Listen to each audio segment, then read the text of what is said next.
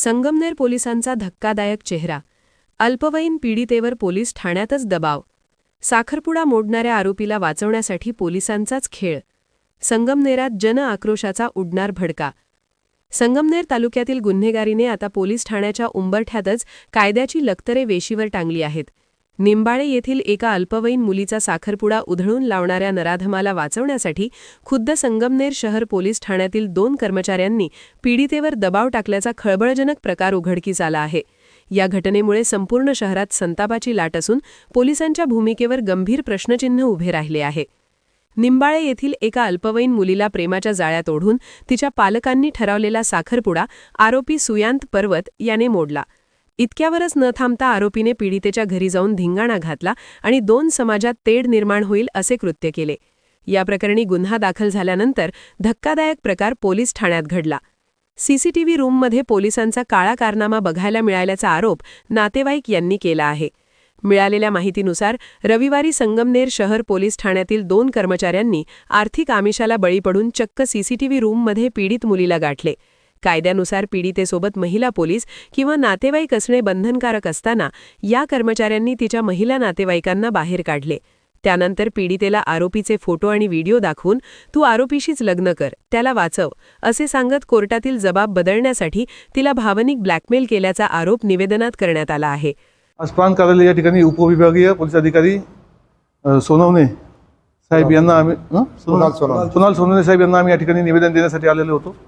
निवेदन देण्यामागचं उद्दिष्ट हेच होतं की आपण गेल्या काही दिवसापासून बघितलं असन, पुन्हा अहिल्यानगर जिल्ह्यामध्येच बघितलं असन, पण त्याचाच एक पार्ट होऊन फक्त संगमनेरमध्ये जरी बघितलं तर कित्येक गुन्हे या ठिकाणी महिलांच्या बाबतीत घडलेले आहेत आणि खूप असे भयानक प्रकारचे गुन्हे घडलेले आहेत. आपण बघितलं असं वडगाव पानमध्ये त्या आपल्या लहान चिमुकलीवर ॲसिडचा हल्ला झाला. त्याचप्रमाणे निंबाळ्या गावात आपण बघितलं का एका अल्पवयीन मुलीला पळून नेलं, फूस लावली, त्या ठिकाणी त्या मुलीला तिचं लग्न मोडलं त्या ठिकाणी त्या मुलांनी जाऊन आणि तिचं लग्न झालं ते मोडलं, त्या साखरपुडा मोडला. त्याचप्रमाणे त्या ठिकाणी त्याच्या घरच्यांना मारहाण केली, तो प्रकार आपण बघितला असेल. त्या ठिकाणी पोक्सो अंतर्गत गुन्हा सुद्धा दाखल झालेला आहे, परंतु अद्याप आता गेले 7-8 दिवस झाले पोलिसांनी त्या आरोपींना उचललेलं नाही. आणि जर अशा पद्धतीने चालू राहिलं तर त्याचाच एक भाग म्हणून तुम्ही मेंढवणमध्ये बघितलं असेल का एका अल्पवयीन मुलीला वाढदिवस म्हणून तिच्या घराच्या मागं बोलून तिला दमदाटी करून तिच्यावर सुद्धा अशिष्ट केले तिच्याबरोबर अत्याचारच केलेला आहे. तर अशा पद्धतीने तुम्ही बघितलं असेल का हे आपल्या अहिल्यानगर जिल्ह्यामध्ये खूप मोठ्या प्रमाणावर क्राईम वाढलेला आहे. पोलिसांचा कोणताच वचक या ठिकाणी अशा विकृतींवर राहिलेला नाही आणि म्हणून आज या ठिकाणी आम्ही मागच्या वेळेस पण निवेदन दिलं होतं आणि साहेबांना सांगितलं होतं या ठिकाणी की तुम्ही त्याच्यावर कठोर कारवाई करा आणि लवकरात लवकर ह्या आरोपींना उचला. परंतु गेले 7-8 दिवस झाले. तपासामध्ये सुद्धा आढळून आलं की त्या मुलीला जबाब देताना 2 पोलीस कर्मचारी होते त्या ठिकाणी, त्यांनी सुद्धा त्या मुलीचा जबाब बदलण्यासाठी तिच्यावर दबाव आणला, तिच्यासमोर थोडेसे वाईट कृत्य केले, पलंगावर झोपले. म्हणजे ज्या पद्धतीनं एखाद्या महिलेसमोर कशा पद्धतीनं वागलं पाहिजे, एवढे संस्कार पोलिसांवरच नसेल तर सर्वसामान्य लोकांकडून आपण काय अपेक्षा ठेवायची, अशी भयानक परिस्थिती आपण या ठिकाणी झालेली आहे. आणि म्हणून आम्ही आता या ठिकाणी DYSP साहेबांना निवेदन देण्यासाठी आलो होतो. या ठिकाणी सर्व जाती धर्मातील लोक आहेत. आपण बघितलं असेल का गेल्या काही दिवसापासून महाराष्ट्रामध्ये फक्त आपण निरीक्षण केलं असेल तर जर गुन्हेगाराची जात पाहून त्याच्यावर कारवाई केली जाते, गुन्हेगाराची जात पाहून, त्याचा धर्म पाहून, त्याचा राजकीय फायदा बघून या ठिकाणी कारवाई केली जाते आणि म्हणून ही अशी विकृती वाढत आहे.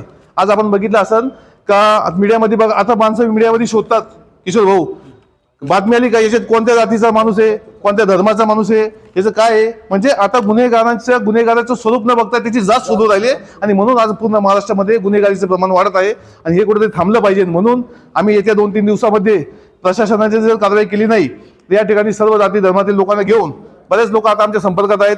आता जे तमाशा मंडळ जे हमला झाला ते पण आहेत, वडगाव पनला जो ॲसिड हमला झाला ते लोक संपर्कात आहेत. आता जस्ट मला अकोल्याहून एक महिलेचा फोन आलेला आहे का तिची मुलगी गेलेली अल्पवयीन आहे, परंतु त्या ठिकाणी प्रशासनाने त्यांना कोणतं सहकार्य केलेलं नाही. त्या ताई सुद्धा उद्या आमच्याकडे येणार आहेत. आणि असे विविध गुन्हे आता या ठिकाणी जे घडलेले आहेत ते सर्व आम्ही सर्वांना सोबत घेऊन संगमनेरमध्ये एक मोठा आक्रोश मोर्चा आम्ही काढणार आहोत. तिरंगा रॅली म्हणून तिरंगा आक्रोश मोर्चा आम्ही काढणार आहोत. आम्हाला कारण की आम्ही संविधानाला मानणारे लोक आहोत, आम्ही लोकशाहीला मानणारे लोक आहोत, आम्ही सर्व धर्म सोबत घेऊन चालणारे लोक आहोत आणि म्हणून आम्हाला एका विशिष्ट रंगाचा मोर्चा काढून कोणाच्या भावनांवर आम्हाला खेळ करायचा नाही. आम्हाला या ठिकाणी न्याय, समता, बंधुता टिकवायची आहे आणि म्हणून आम्हाला या ठिकाणी एक तिरंगा मोर्चा, आक्रोश मोर्चा काढणार आहोत. खूप मोठा मोर्चा संगमनेरमधून काढणार आहोत आम्ही सर्व पक्षातील सर्व संघटनातील समविचारी लोकांना आव्हान करणार आहोत की आपण या सर्वांनी या मोर्चात यावं आणि कशा पद्धतीने आपल्याला या तालुक्यामध्ये या जिल्ह्यामध्ये कायदा सुव्यवस्था चांगल्या पद्धतीने प्रस्थापित करता येईल, जशी आधी होती तशी परत कशी आणता येईल, यासाठी आम्ही सगळे एक नियोजन बैठक घेऊन लवकरात लवकर संगमनेरमध्ये एक मोठा मोर्चा काढणार आहोत, अशी मी आपल्या न्यूजच्या माध्यमातून या ठिकाणी आपल्याला सांगतो. आज आम्ही सर्व बांधव एकत्र येऊन उपविभागीय अधिकारी सोनवणे साहेब यांच्या कार्यालयात एक मोर्चासाठी निवेदन देण्यासाठी आज आलो होतो. निंबाळा इथे जो प्रकार झालेला आहे, त्या वयीन मुलीवरती जो लैंगिक अत्याचार झालेला आहे व आरोपी हा तिथं काही लोकांना घेऊन त्याच्या घरापर्यंत पोचलेला आहे आणि तरी तो खोट्या बनावट दवाखान्याचे चौकटीत जाऊन आज हॉस्पिटलमध्ये बसून राहिलेला आहे आणि तिथून डॉक्टर त्यांना डिस्चार्जही म्हणतात. त्या अटक न होण्यासाठी तो तिकडचे बिल न भरता आणि तिथं बसून राहिलेला आहे.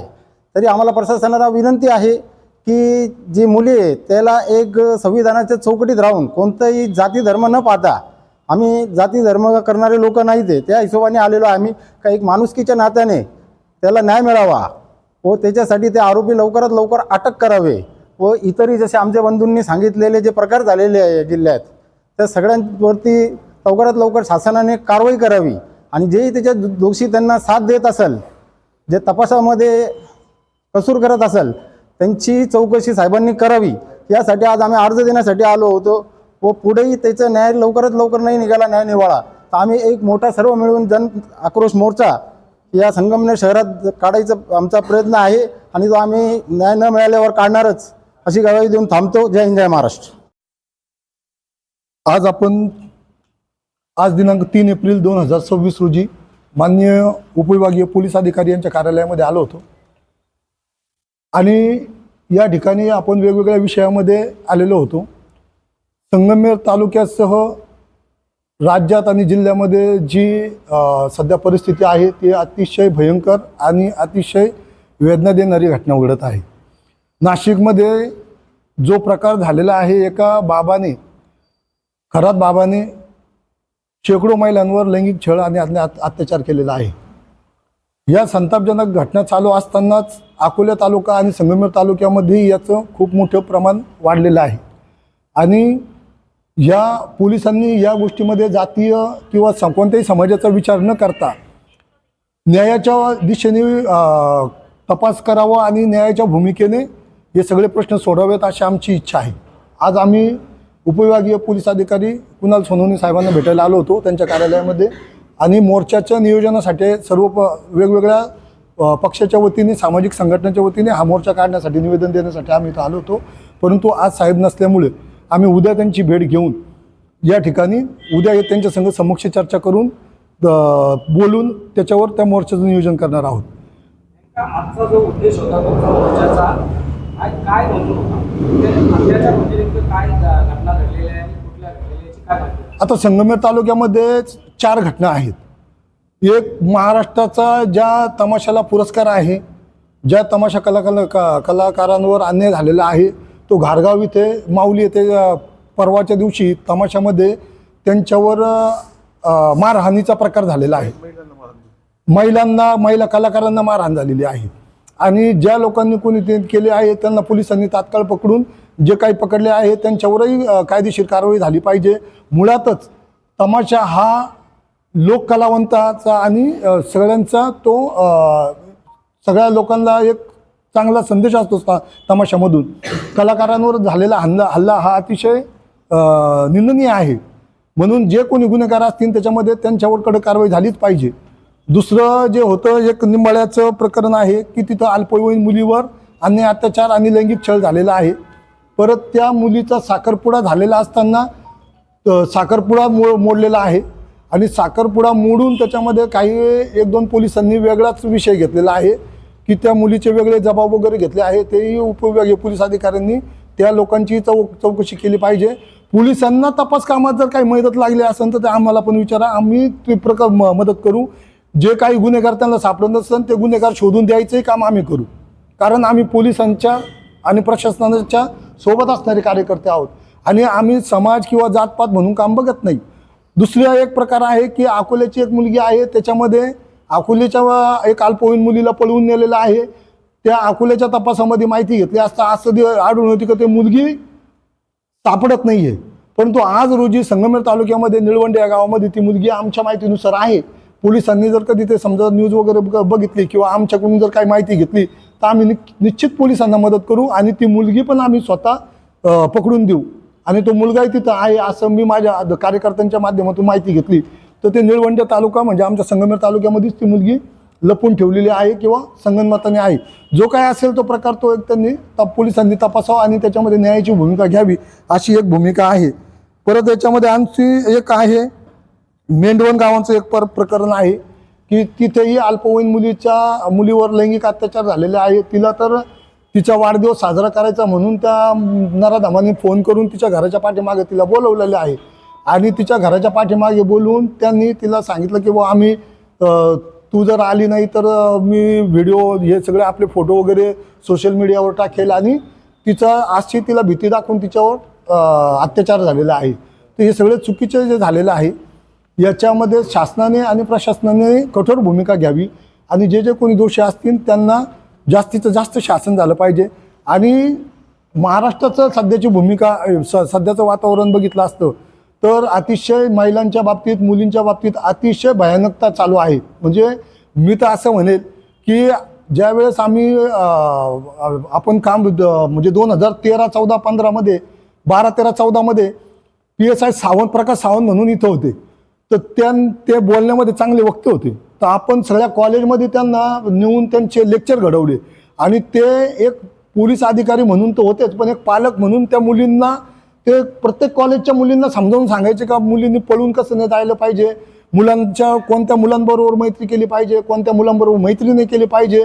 तसंच मी आवाहन करतो की आपल्या संगमेर तालुक्यात आणि नगर जिल्ह्यातल्या सर्वच पोलीस अधिकाऱ्यांचं, कारण पोलिसांचा एक धाक असतो आणि पोलिसांचा एक आदर्श पण असतो. जर अधिकारी म्हणून जर कधी त्यांनी कॉलेजमध्ये जाऊन आणि मुलींचं जर कधी प्रबोधन केलं की कोणत्या मुलांना टाळलं पाहिजे, कोणत्या मुलांबरोबर मैत्री ठेवली पाहिजे आणि आजचं जे सोशल मीडिया जर आहे या सगळ्याचा कसा वापर केला पाहिजे आणि मुली आणि महिला कशा सुरक्षित राहतील याच्यावर जर प्रबोधन केलं 4-2 गुन्हे कमी जास्त होतील पोलिसांकडून, त्याचा तपासही कमी जास्त होईल. परंतु या देशातल्या या राज्यातल्या महिला आणि मुली सुरक्षित राहायला पाहिजे या मताचा मी तो कार्यकर्ता आहे. तेव्हा पोलिसांनी नुसतं प्रशासनात काम करण्यापेक्षा कॉलेजांमध्ये जाऊन प्रबोधनात्मक भाषणं केले पाहिजे, मुलींना विश्वासात घेतलं पाहिजे आणि पोलिसांचे नंबर मुलींकडे असले पाहिजे. पोलिसांचे नंबर मुलींकडे असले पाहिजे. म्हणजे एखादा समजा अकोल्यामधला प्रकार असेल तर त्या मुलीकडं तिला ज्या PIचा नंबर पाहिजे किंवा स्थानिक बीट हवालदाराचा नंबर पाहिजे. तर तिला जर एखादी जर कधी भीती वाटली किंवा असं जर काही प्रकार तिच्यासोबत होणार असेल तर तिने तत्परतेने फोन सगळ्यांकडेच आता तर तिने फोन केला तर तो पोलीस तिथं जाऊन त्यांनी लगेच तिला मदत केली पाहिजे. अशाही प्रकारची आपली एक भूमिका आहे आणि अशा पद्धतीने या ज्या सगळ्या घटना झालेल्या ह्या सगळ्या निंदनीय घटना आहे. पोलिसांना मी एकच विनंती करेन की पोलिसांनी त्यांची भूमिका चांगल्या प्रकारे करावी. याच्यामध्ये कोणत्या जातीचा कोणत्या धर्माचा विचार न करता आरोपीला आरोपी म्हणून बघावं आणि जास्तीत जास्त कसं शासन करता येईल त्या दृष्टीने त्यांनी विचार करावा. आम्ही सर्व पक्षीय सर्व समाज या ठिकाणी उपविभागीय अधिकारी साहेब यांच्याजवळ जमलेलो आहोत. काही कारणास्तव ते बाहेर आहे. आम्ही निवेदन द्यायला या ठिकाणी जमलेलो आहोत. राज्यात जिल्ह्यात तसेच तालुक्यात चाललेले महिलांवर अत्याचार हे अतिशय जास्त प्रमाणात या ठिकाणी वाढलेले आहेत आणि याचा जाब विचारायला कोणी पुढे येत नाही आहे. आम्ही सगळे सर्व पक्षी या ठिकाणी आज जमून त्याचा जाब विचारण्यासाठी पोलिसांना आम्ही या ठिकाणी आलेलो आहोत. तालुक्यात अल्पवयीन मुलींवर खूप अत्याचार या ठिकाणी होत आहेत. अल्पवयीन मुलींचा विनयभंग या ठिकाणी होत आहे.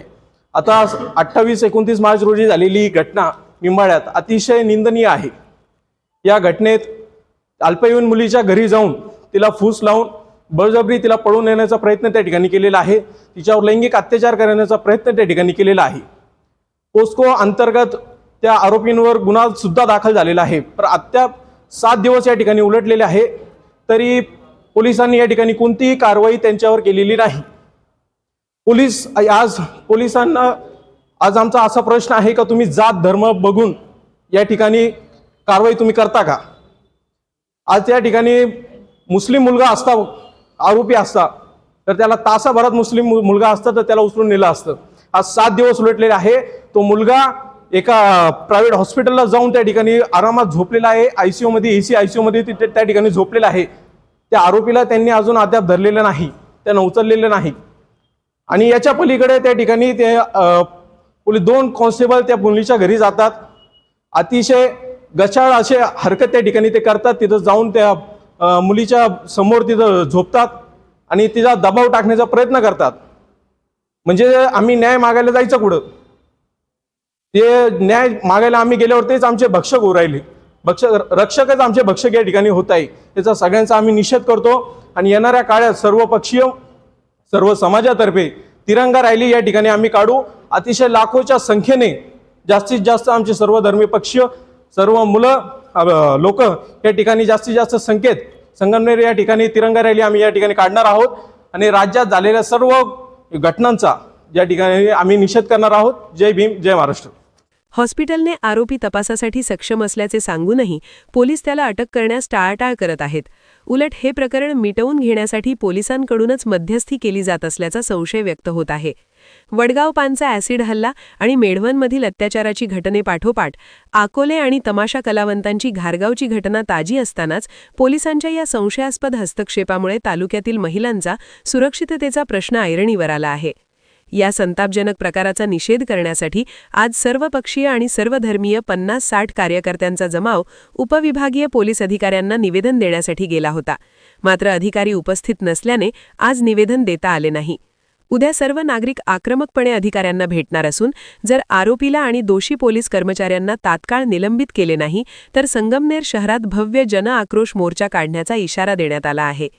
एकूणच काय तर पोलीस प्रशासनाचा वचक संपला असून आता पोलीसच गुन्हेगारांचे कैवारी बनत असतील तर दाद मागायची कोणाकडे? या अन्यायाविरुद्ध आता संपूर्ण संगमनेर तालुका रस्त्यावर उतरेल अशी भावना नागरिकांनी व्यक्त केली आहे.